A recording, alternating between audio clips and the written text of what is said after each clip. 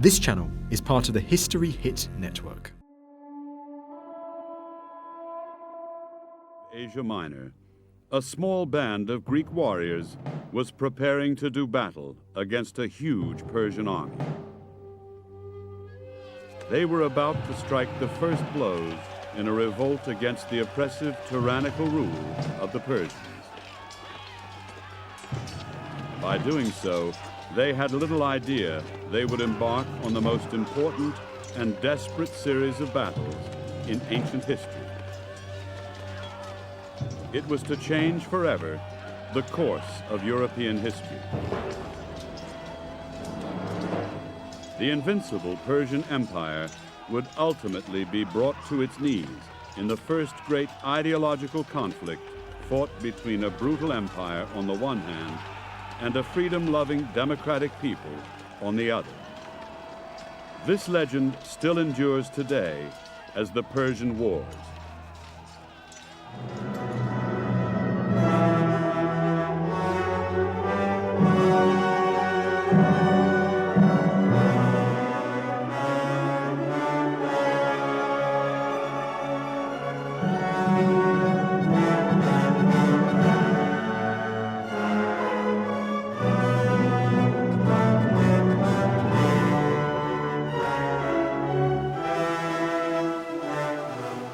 The long drawn-out wars fought between the Persians and the Greeks actually began in Asia Minor, along the Mediterranean coast of what is now present-day Turkey. I suppose one of the most interesting times in Greek history are the Persian Wars. Persia always looked on Greece with envious eyes. In 492 years before Christ, there was Persia, and there was the Cyclades in Asia Minor, and there was little Greece with all its states. Persia wanted it. It was almost east versus west, you might say, the war. And particularly Athens, which flourished now artistically, flourished as a maritime nation, had wonderful ships and gold and diamonds and everything it was just a marvellous state. And they wanted it. Persia wanted it and wanted to rule the waves. The Greeks were a seafaring people, and over the years they established a number of colonies in Ionia. At first, these colonies enjoyed the protection of the Lydian Empire, which the Greeks were happy to accept. But with the fall of the Lydians, the overlords were replaced by the Persian Empire, a harsh and unforgiving master whose heavy-handed rule soon found disfavor with the Greeks, traditionally used to more enlightened government. Unlike the later Roman Empire, the Persian Empire was not a single unified state. It was more a confederation of states, all bound together by allegiance to the Persian king. All of them, including the Ionian Greeks, were obliged to supply the Persian king with troops, as well as taxes. Persia was a huge force.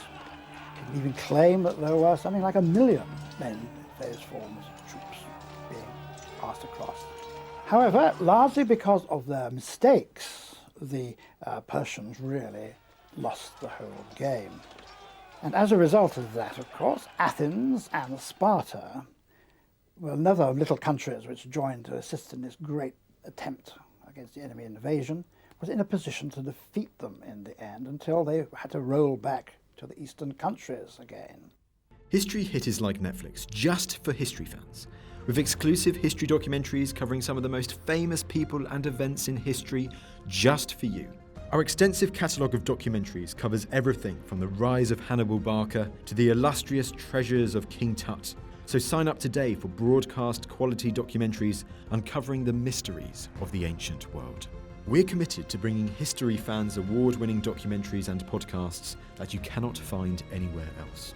Sign up now for a free trial, and Odyssey fans get 50% off their first 3 months. Just be sure to use the code Odyssey at checkout. In 500 BC, the Greeks finally revolted against Persian rule. Under the leadership of Aristogamus, they declared their independence and appealed for help from the European Greek states. The first state to respond was Athens, then the strongest and most important Greek state. The Athenians duly provided a large contingent of men and ships, and with their help, the rebels took the offensive, advancing from Ephesus to Sardis. The Athenians, fighting away from home, naturally grew reckless. With complete disregard for the consequences, they plundered and burned the Persian city of Sardis. This unexpected escalation led to the swift recall of the Athenian contingent. But even without their help, the revolt afterwards spread successfully all along the coast and south to the Greek colonies on the island of Cyprus. Continued Persian control was now in the balance. Naturally, the growing revolt was viewed with some alarm in the Persian capital, Susa. It was clearly getting out of hand. As the local forces were clearly unable to contain the outbreak, the Persian king Darius summoned the huge imperial contingents of Asia Minor and the Phoenician navy for a heavy counteroffensive. Faced with sudden, overwhelming odds, the Greeks' advance was quickly rolled back, and within 4 years, the revolt had been completely crushed. Now it was time for Darius to repay the Athenians. The disunity of the Greeks was to prove a major advantage. The Greek states were all fiercely independent of each other, so it was a relatively easy matter for Darius to exert pressure upon them one by one, and to demand a symbolic offering of earth and water in acknowledgement of Persian overlordship. But there were others who held out against the Persians. Inspired by the oratory of their leaders and their willingness to do battle, Athenians and Spartans refused all overlords. Soon they were the only Greek states of any stature still holding out against this diplomatic offensive. And in the spring of 490 BC, diplomacy turned to war. It was time, decided Darius, to demonstrate that he meant business. The enemy forces on the mainland of Greece were to be destroyed and their cities pillaged. It was to be a lesson for all time. Like those of today, international affairs are never clean and simple. It was just the same in the ancient world, as it was not difficult for the Persians to find an Athenian to introduce a subtle political element to the campaign. His name was Hippias, an exiled Athenian nobleman, and it was agreed that he would be installed as a client ruler once the Athenians were defeated. In return, he and his followers would sow discontentment and uncertainty in Athens. Methodically moving from island to island and securing control of the Aegean Sea, the Persians moved closer in. Naxos and Choristus were captured and sacked, and Eretria betrayed after a week-long siege. Now, Athens itself was threatened. The Persian army was certainly not just a ragbag. It has perhaps that reputation because a number of forces from far-flung parts of the Persian Empire were brought by Xerxes, perhaps just for symbolic reasons. But the main force in the Persian army was enormously well trained. They had, after all, conquered an empire pretty much the size of the Roman Empire in pretty much less than a century, and you can't do that with a ragbag army. The problem was that they were trained to fight on level ground, and level ground is something which Greece does not provide in large numbers. What the Persians would have to do in order to deploy their numbers effectively was to ensure that they could fight on level battlefields where they could use their cavalry and their extremely well-trained infantry in order to use the advantages of numbers which they enjoyed against the Greeks. What the Greeks had to do in return, of course, was to ensure that they fought only in narrow passes where the Persians would not be able to deploy those numerical advantages. And on the whole, it was the Greeks who won. The treacherous Hippias recommended a landing in the nearby bay of Marathon. It was a good harbor, protected from the north and east winds. The sandy beach could easily accommodate the 600 ships of the Persian fleet, and immediately inland lay a broad, firm plain where the Persian cavalry could operate to advantage. A landing was duly effected without difficulty, as Athens lay some 38 kilometers to the northeast. But even as the Persians were coming ashore, alarm beacons warned the Athenians of their danger. The Greek commander, Miltiades, hastily mustered all his available men and dispatched a fast runner to Sparta, requesting assistance. You would want to invade. Nobody in their right mind would want to invade Sparta. But there's nothing left there now, because they didn't build anything. There's just a little rock where they used to whip and toughen their youth. That's all that's left of Sparta. But when you sit down there in the woods all around and the olive groves, you feel that any moment you're going to see Pan. There's an amazing atmosphere. The whole war machine has disappeared. The Spartans were noted warriors, but they were superstitious and unexpectedly announced that for religious reasons they could not possibly march until after the next full moon. This meant a delay of at least a week, during which time almost anything could happen. Almost their only help came from the tiny state of Plataea, which promptly sent several hundred volunteers. Effectively, Miltiades was on his own. Undaunted, he marched his whole force of some 10,000 hoplites down to the plain of Marathon. The hoplites, of course, became the most famous military organizations of infantry in particular of the whole of this period.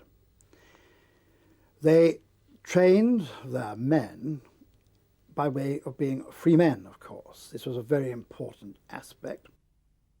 The archetypal Greek hoplite was either a free citizen obliged by his state's laws to provide his own equipment and march in its defense whenever required, or else a mercenary soldier hired on a short-term contract. He was, in fact, the ancient equivalent of the medieval knight. Before the mainland Greeks, and particularly the Athenians, fought the Persians, we're told that they were quite frightened of them. This was to change quite radically when they finally faced them. This was largely because Persian troops were lightly armed and depended for victory on archers and on cavalry. The Greek hoplite soldier was a very different animal. Man for man, it's probably true that the Greek army was rather better than the Persian army, precisely because the Greek army was made up of hoplites who were all extremely well armed. It was necessary to have a bronze helmet to protect the head, a bronze breastplate to protect front and rear, in fact, a round shield held on the left arm, and also bronze leg guards. And for that reason, man for man, the Persian soldier was not likely to be able to defeat a Greek soldier, precisely because the Greek soldier was better defended.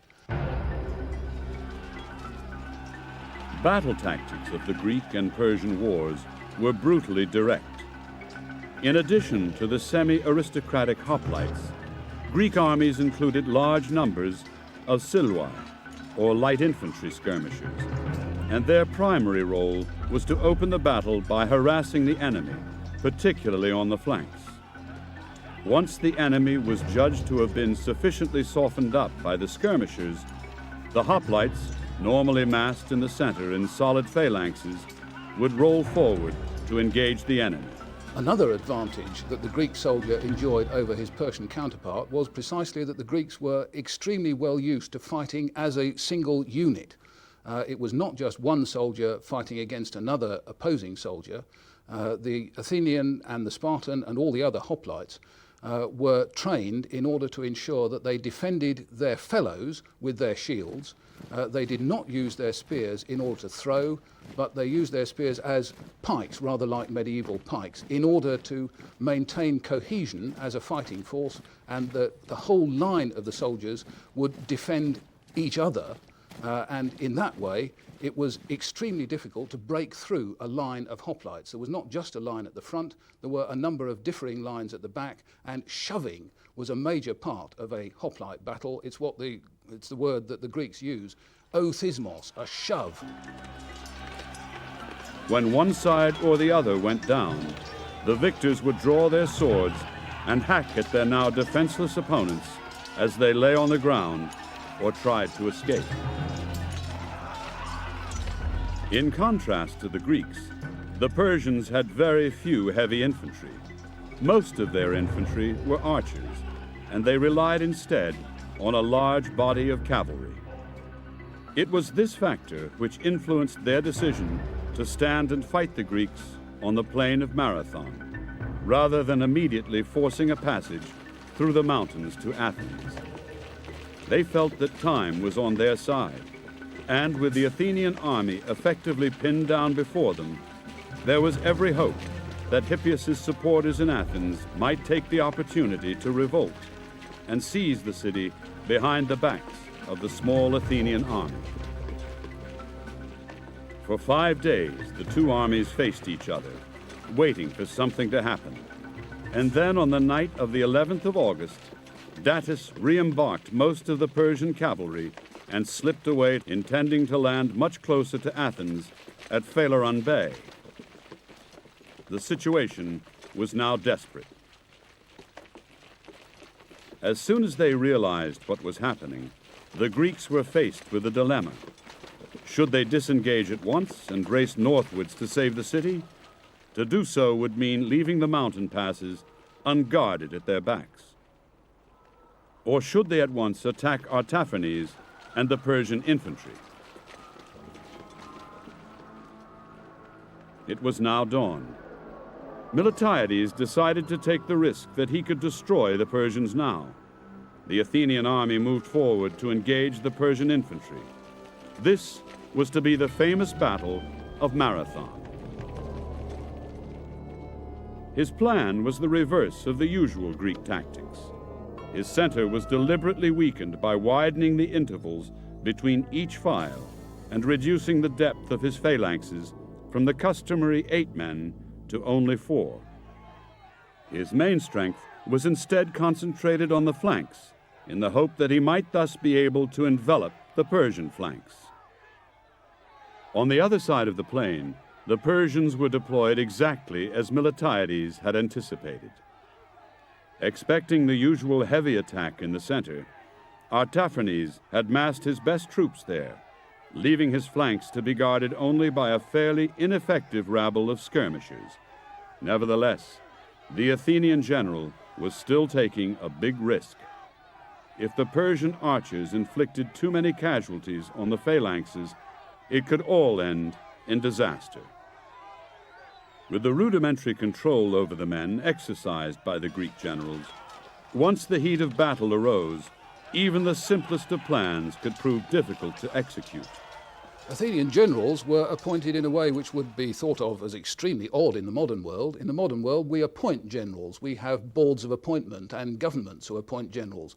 In the ancient world, however, an entirely standard pattern was for the whole citizen body to elect the people who would lead them in battle.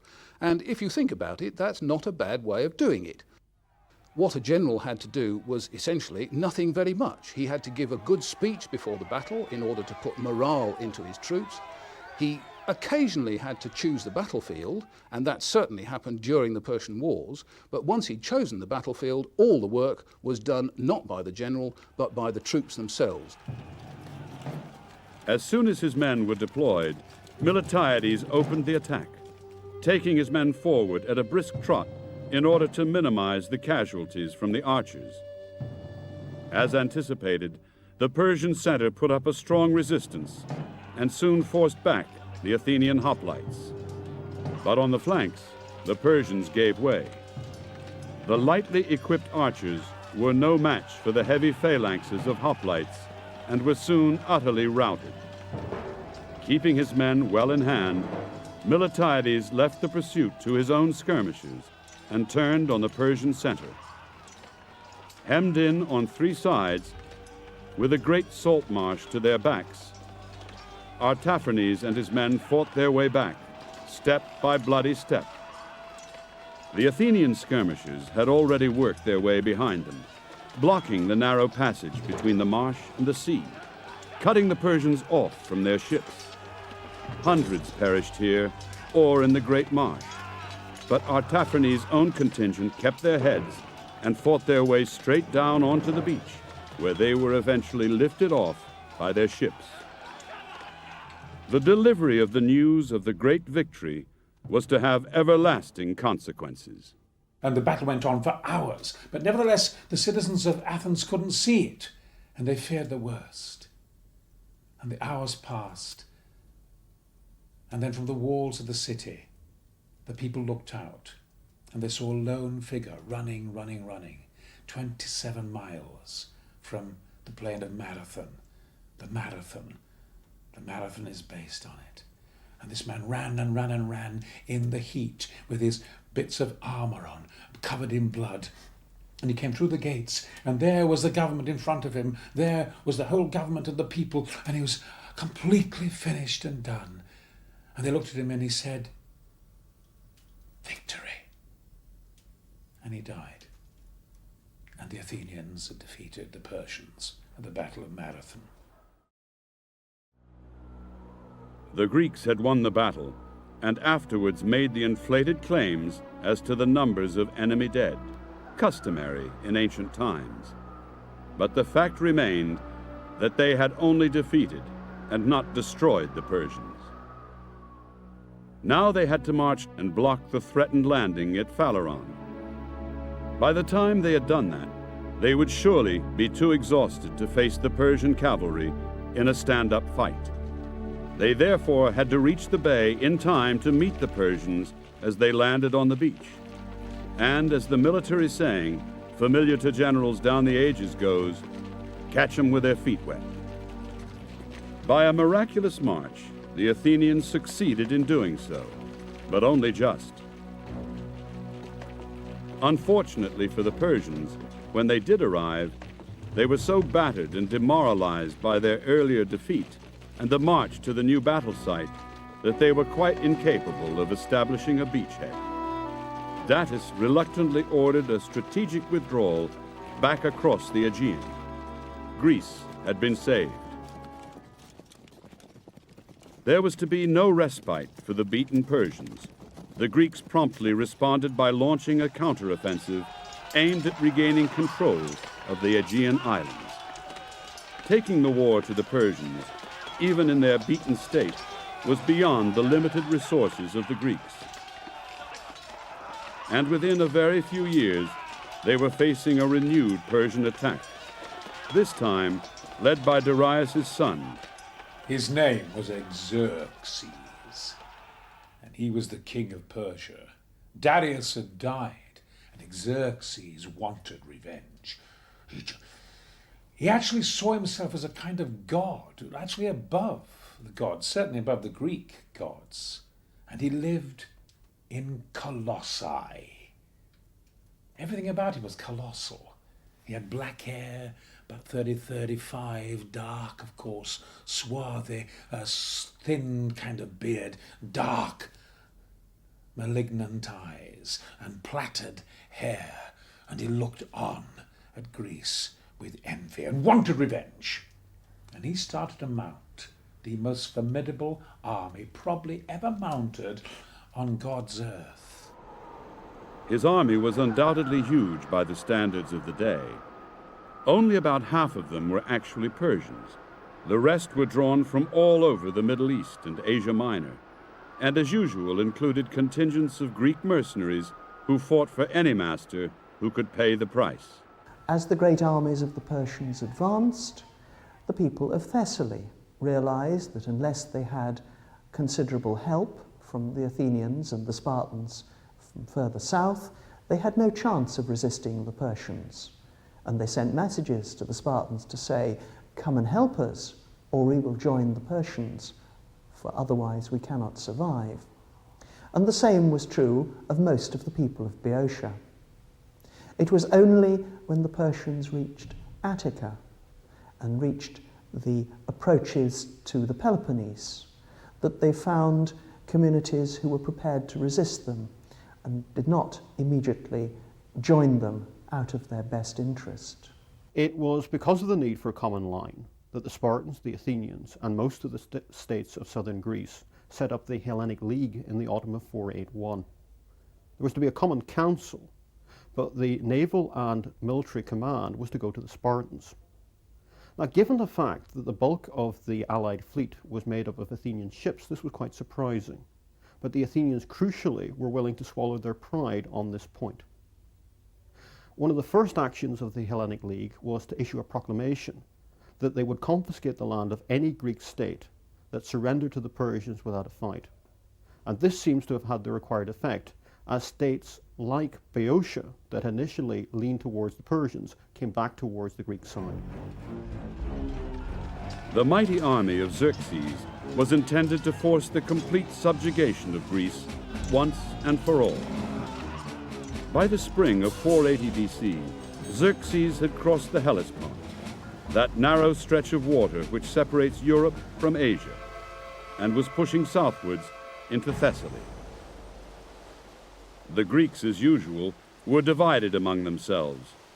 The Spartans argued that central Greece was indefensible and that they should fall back to defend the Isthmus of Corinth.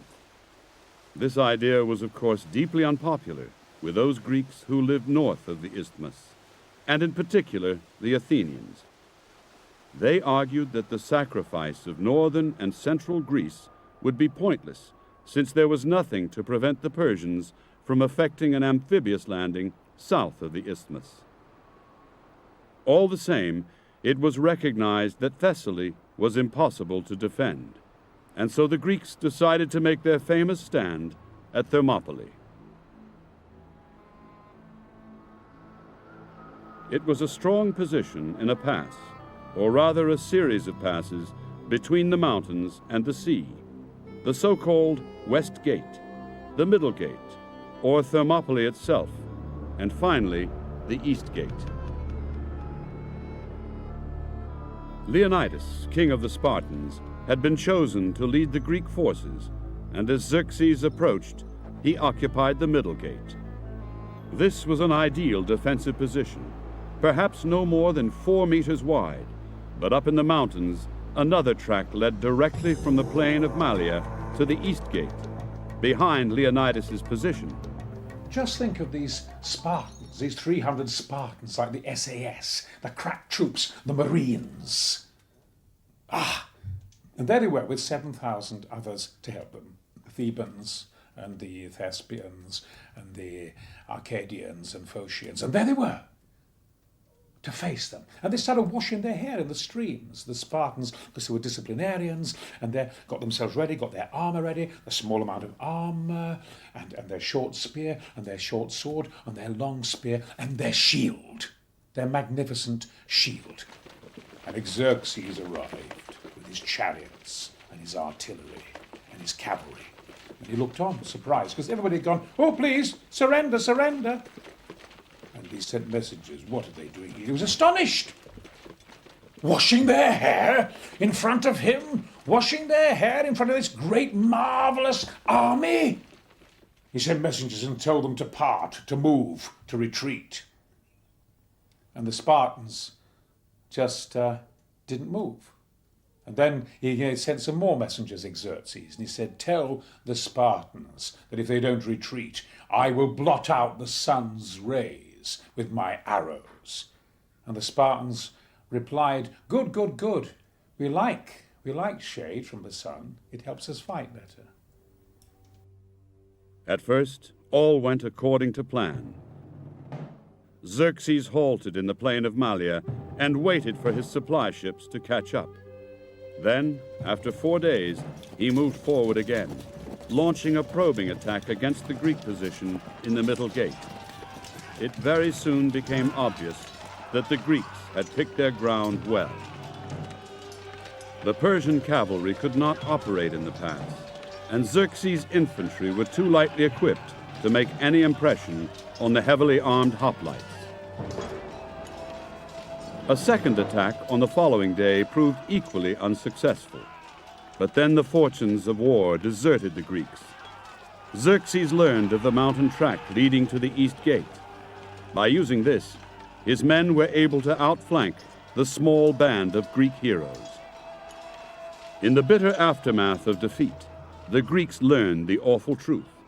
Leonidas had, in fact, been betrayed by a traitor named Ephialtes, who showed the Persians the way for a purse of gold.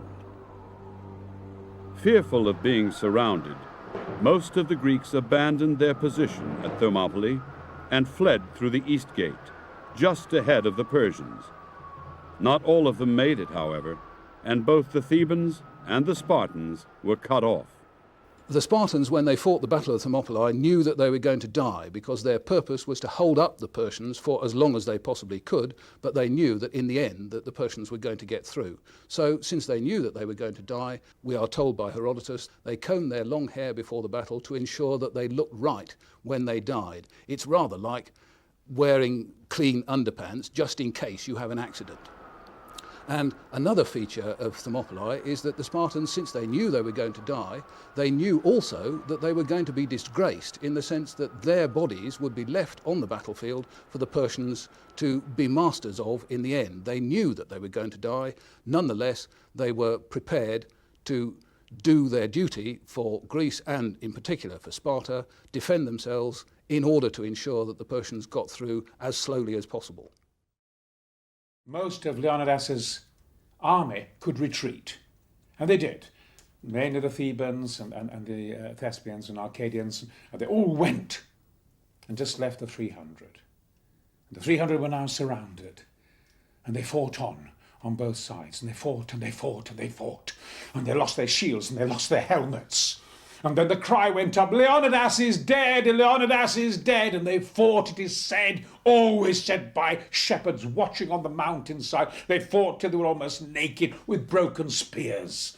And then Xerxes gave his order, and the arrows were fired, and they blotted out the sun, and the remainder of the Spartans were killed. You know something? I was there, alone, at Thermopylae in 1963. It was the afternoon, the sun was setting, the sea's not there, it's marshy now to my right, and the rocks are there, and there's a plaque on the floor where the Spartans died, and I was alone, and it said, "Stranger, here lie the Spartans, ready for your command."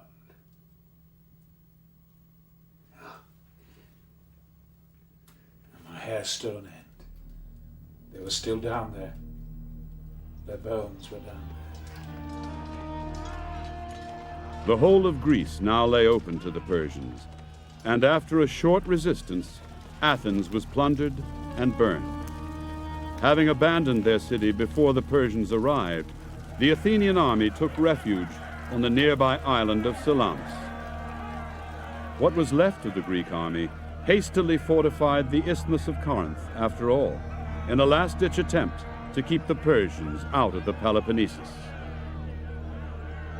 The last major weapon in the Greek arsenal was the strong Athenian navy, but Xerxes too had amassed a huge fleet. When the pass of Thermopylae had fallen in the north of Greece, the next obvious line of defence was the Isthmus of Corinth. Now this was fine for the Spartans, but was rather problematical for the Athenians, given that Athens lay to the north of the isthmus and could be occupied by the Persians, which it duly was, with the population being evacuated. Worse followed. There was moves among the Greek allies to remove not just the army, but also the allied fleet to a line south of the isthmus.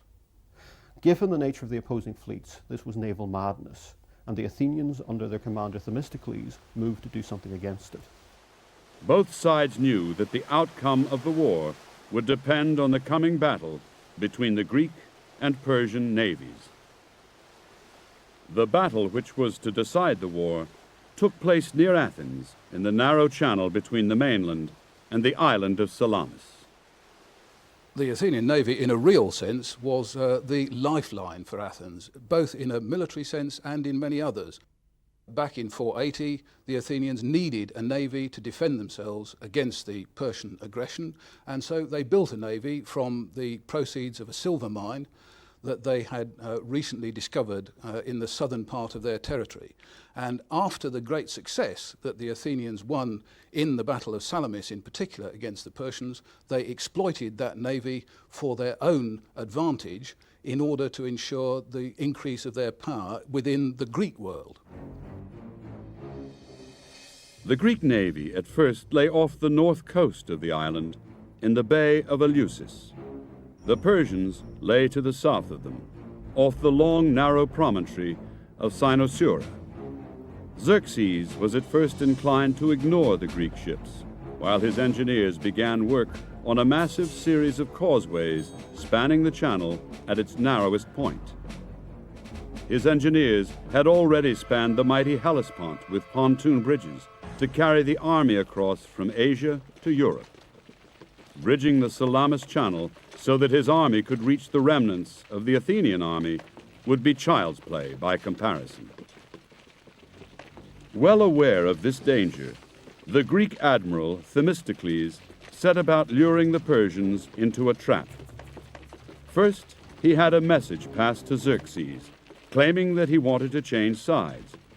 And by way of demonstrating his good faith, he warned the king that the Greeks intended to break out of the western end of the bay that night. Thinking that his moment had come, Xerxes ordered an immediate attack. Satisfied that the Persians were being drawn into the channel, Themistocles formed his line of battle and gave the signal to move forward and meet them. Xerxes had posted his experienced Phoenicians on his right, while the left was entrusted to his equally skillful Ionian contingent. The Phoenicians and the Ionians were essentially two naval subject peoples of the Persians who provided Persian fleets. The Phoenicians were a major feature of the early naval activity in the eastern Mediterranean. They had been conquered by the Persians in the 6th century, and so the Persians had control of their fleet. The Ionians, though the name might not tell this to you, were in fact Greeks. They were Greeks who lived on the coast of Asia Minor, Greek cities founded way back in the 10th, 11th centuries, and who had, just like the Phoenicians, been conquered by the Persians, and so they provided the most effective military arm that they were capable of providing in order to ensure that the Persians could mount an effective invasion of Greece. And this gives us an indication that Greece was not a single city, Greece was not a single country, it was made up of lots of different cities, and it was perfectly reasonable for the Ionian Greeks, subject to the Persians, to fight against the mainland Greeks, who were not subject to the Persians. It's a standard feature of Greek life that cities differ from each other, cities are different. So Ionian Greeks are perfectly willing to fight against mainland Greeks in order to bring them under the control of their Persian masters. After the crushing of the revolt which began the war, the Ionians had once again an acknowledged Persian overlordship, so that now Greek would fight Greek. As they moved deeper into the channel, the Persians began to run into difficulty. The channel narrowed dramatically, so that fewer than 20 triremes could draw up abreast. Already, half the Persian squadrons had been pulled out of the front line because there was no room for them. Now, a change in the weather made the problem even worse. Thus far, both sides had been moving in a flat calm, but now the wind rose sufficiently to create a significant swell. The slow, sleek Greek triremes rode it well, but the Phoenician ships stood much higher in the water and carried a much larger complement of men. In a straightforward stand-up fight, the Phoenicians may have enjoyed an advantage, but in the confined space of the channel, they had great difficulty in keeping station and soon began to run foul of each other. This was the moment the Greeks had been waiting for, and their triremes leapt forward through the water. At first, the Persian center held, and the Ionian Greeks put up a surprisingly spirited fight. But the Phoenicians were soon in trouble and began backing off. As more ships were still coming up behind them, the confusion only increased, and in the end, many of the Phoenician vessels took the easy way out and ran themselves aground. Understandably dismayed by this unexpected reverse, the Persian center gave way, and soon only the Ionians were still fighting, and by all accounts, fighting hard. Gallant though their struggle was, they could not turn the tide of battle alone, and soon they too gave up the unequal fight and fled back down the channel. Persian losses in the battle are unknown, though they were probably much less than the 200 ships claimed by the Greek historian Herodotus. Nevertheless, it was by any standards a decisive victory, and with half his navy destroyed, Xerxes was in no condition to renew the fight. Indeed, without an effective navy, it would be impossible to invade the Peloponnese. Reluctantly, Xerxes ordered a withdrawal back to the Hellespont. The general consensus was that it was better to allow the Persians to escape than to trap a starving and increasingly desperate army on Greek soil. It was to prove a disastrous decision. Xerxes, on the other hand, was understandably anxious to minimize the effects of his defeat. A complete withdrawal from Greece might well inspire renewed revolts, and so a substantial part of his army was left in Thessaly under a general named Mardonius, with instructions to renew the offensive if at all possible. Most of the forces left behind were in fact Greek, but Mardonius was also left with a substantial detachment of immortals. The supply of the Persian army must have been a formidable problem. The highest estimate of the number of men that Xerxes had with him that we have from antiquity is in the region of 5 million. Now this is totally unbelievable, but a figure in the hundreds of thousands is believable. And at a time when the largest Greek city-state might have had a population of 50,000 men, women and children, feeding several 100,000 men on the march would be a very serious problem indeed. Xerxes seems to have tried to solve this problem in 3 ways. First of all, he improved the infrastructure of the route he was taking into Greece. Famously, he built 2 bridges of boats across the Hellespont. He dug a canal through the promontory of Mount Athos in northern Greece, and he left a series of roads in places like Thrace that were to inspire awe 50 years later. Secondly, he picked his time to attack. He moved into northern Greece in the summer at a time where his own troops would be able to use the crops that would be ripening in the fields. The third mechanism used to alleviate the food supply problem was to divide the army into 3 groups that would provision themselves separately as they moved south. Even so, food supply must have remained a grave problem, especially after the loss of so much of the Persian fleet at Salamis. And it's no surprise that the Persian army that remained in Greece after Salamis was considerably smaller than the one that Xerxes had marched into Greece with. Nothing if not enterprising, Mardonius extended his brief, promptly moved south, and mounted a raid on Athens. In this, he was spectacularly successful. His troops burnt the newly rebuilt city. He then retired at a leisurely pace into the plains of Boeotia and waited for them to come looking for him. The Athenians and Spartans duly marched north under the command of a Spartan general named Pausanias and found the Persians camped at Plataea. Here was to be the site of the last great encounter. Mardonius opened the battle with a cavalry charge against the Greek phalanxes.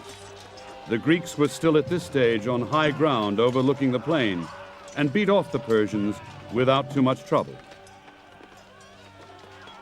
But just as Mardonius anticipated, they followed up the retreating cavalrymen and moved out onto the open plain. A stalemate now ensued.